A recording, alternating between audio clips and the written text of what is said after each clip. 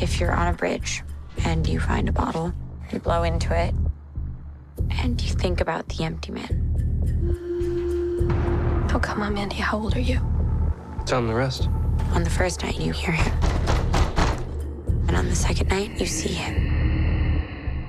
And on the third night? Well, on the third night, he finds you. He finds you. Welcome to my channel Film Shortens. Before we start, disclaimer ahead. Copyright disclaimer. Under Section 107 of the Copyright Act 1976, allowance is made for fair use for purposes such as criticism, comment, news reporting, scholarship, and research. Fair use is a use permitted by copyright statute that might otherwise be infringing. Non-profit, educational or personal use tips to balance in favor of fair use. Let's start the horror, mystery, thriller film called The Empty Man. Yura Valley, Bhutan, 1995. Four friends, Greg, Paul, Fiona and Ruthie, hike up the mountain to reach a spot they have been searching for a while. A text saying day one will appear. After blowing on what looked like a flute, Paul seemed to hear something calling him. He walked until he fell into a rut.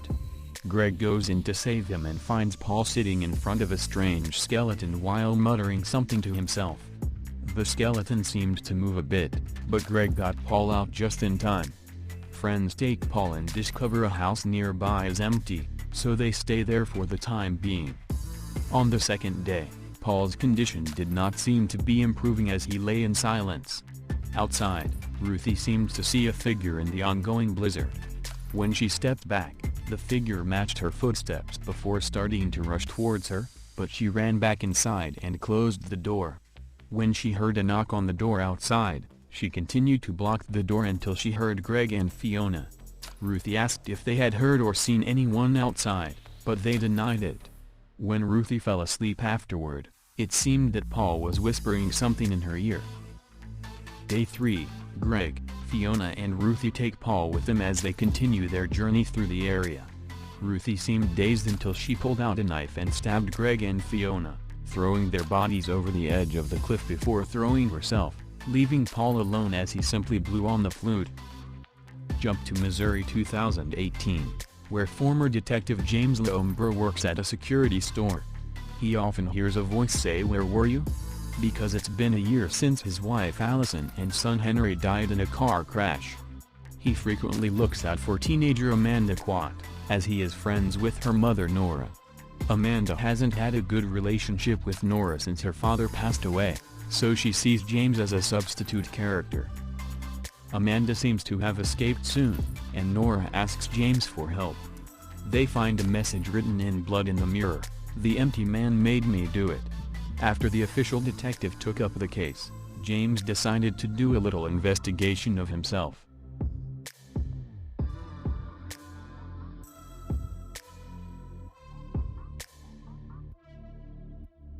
James went to high school to find Amanda's friend Devara Walsh.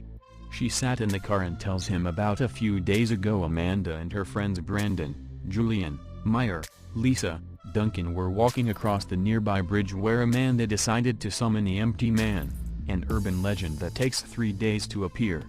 On the first day, the person who calls him will hear him call them. On the second day, he informs them of his existence. On the third day he finds her.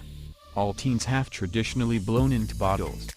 Devara also remembers Amanda whispering to Brandon's ears, just as Paul whispered to Ruthie.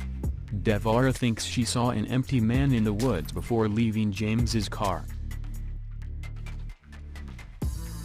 Later that night, James continues to search for Amanda's disappearance past the bridge.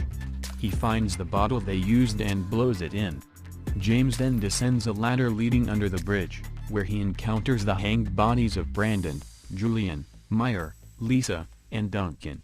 The same message from Amanda's mirror is also written. Meanwhile, Devara enters the spa, and when the fog rises, an empty man attacks her with scissors and stabs her, but she appears to be stabbing herself.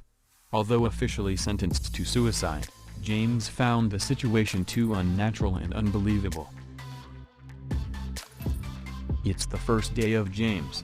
He further explores the origin of the empty man. He reads a cult called the Pontifex Institute. The belief comes from a place like Bhutan and explains how his 4 friends met an empty man there. James goes to the lab where director Arthur Parsons is talking to the crowd.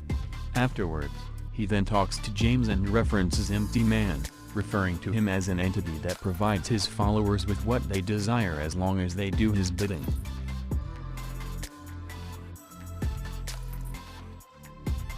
Day 2, James begins to follow people involved in the lab. He is led to a hospital where an older Paul sits in a vegetative state, but the people who enter his room appear to bow and say something to him. Other detectives chastise James for interfering with the case when James retired.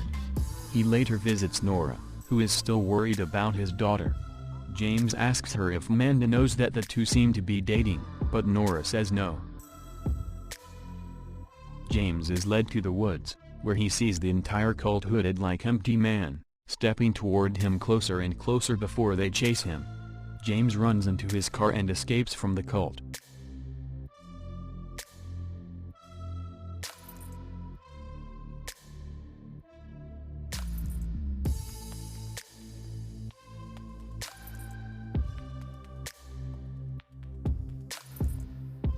On the 3rd day, James finds Amanda, who is acting under the influence of the cult, and the Empty Man.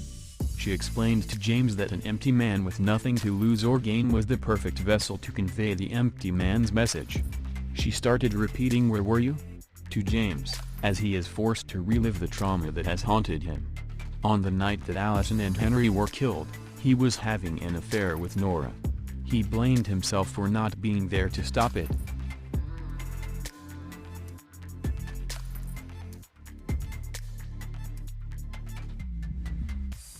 James, now completely exhausted of conscience and humanity, arrives at the hospital in Paul's room. He shot Paul in the head. The doctors and nurses, all members of the cult, saw James as their empty new man.